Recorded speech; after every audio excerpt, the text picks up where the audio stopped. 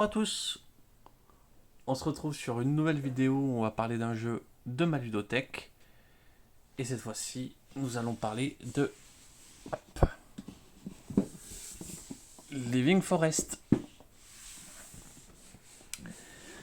Alors, Living Forest à expliquer, c'est un peu compliqué. Mais déjà, tellement que c'est mignon, tout le monde aime ce jeu. Il y a du joli matériel, du joli petit truc en bois, c'est plutôt sympathique. Ils ont même fait l'effort de l'imprimer des deux côtés, histoire que c'est classe. Living Forest, c'est quoi? On est un petit esprit de la nature. Hop. Voilà. Le printemps, l'été, l'hiver ou l'automne. Et en fait, en tant que petit esprit de la nature, on a une mission, c'est d'éteindre le feu que met le Varan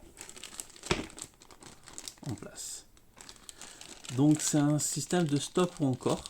Chaque personnage en fait va avoir le même paquet de départ. Et en fait, on va retourner, par exemple, hop.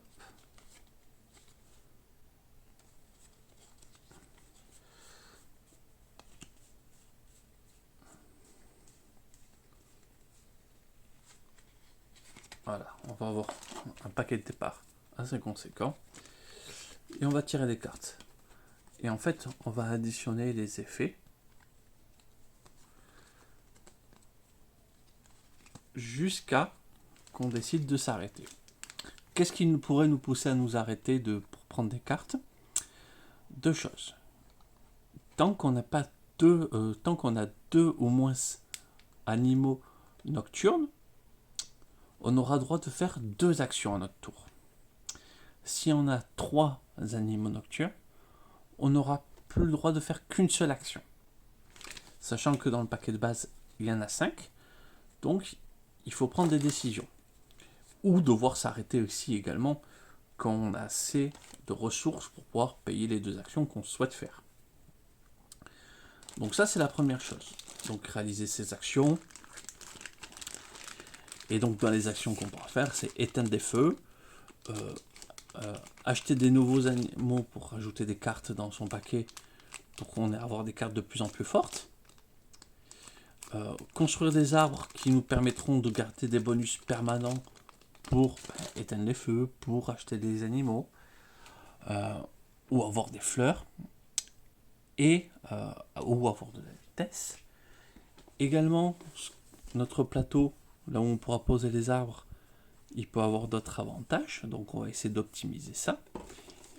Et on a chacun 3 petits jetons comme ça, avec un feu, un arbre et une fleur. Comment on gagne dans ce jeu? Parce qu'on est tous l'esprit de la forêt, mais on n'est pas ensemble. En fait, on va pouvoir, dès qu'on a réussi à atteindre 12 tuiles de feu, gagner. 12 arbres plantés dans la forêt, on gagne. Ou si on a 12 fleurs en même temps dans le actif dans la main, là aussi on gagne. Ce qui n'est pas facile à faire en vrai, l'objectif fleur. Hein. Et si jamais, en fait, on peut se déplacer sur le terrain, et comme vous avez vu, je vous ai dit tout à l'heure, on commence chacune avec des tuiles, comme ça. Et bien si on dépasse un esprit de la forêt sur cette roue, et bien en fait, on peut lui piquer une tuile. Donc, précédemment, je vous ai parlé d'un jeu où il n'y a pas d'interaction. Living Forest, l'interaction se situe juste ici, mais en vrai, on peut éteindre le tour des feux au tour juste avant de son adversaire qui lui voulait faire les feux, pas parce qu'on en a besoin, mais juste pour l'embêter. Et finalement, ça peut nous servir à gagner la partie parce que notre objectif principal a été embêté et du coup, ça nous permet de retourner. Donc, on poursuit en permanence les 3 objectifs, avec une préférence ou pas, mais on poursuit les 3 objectifs.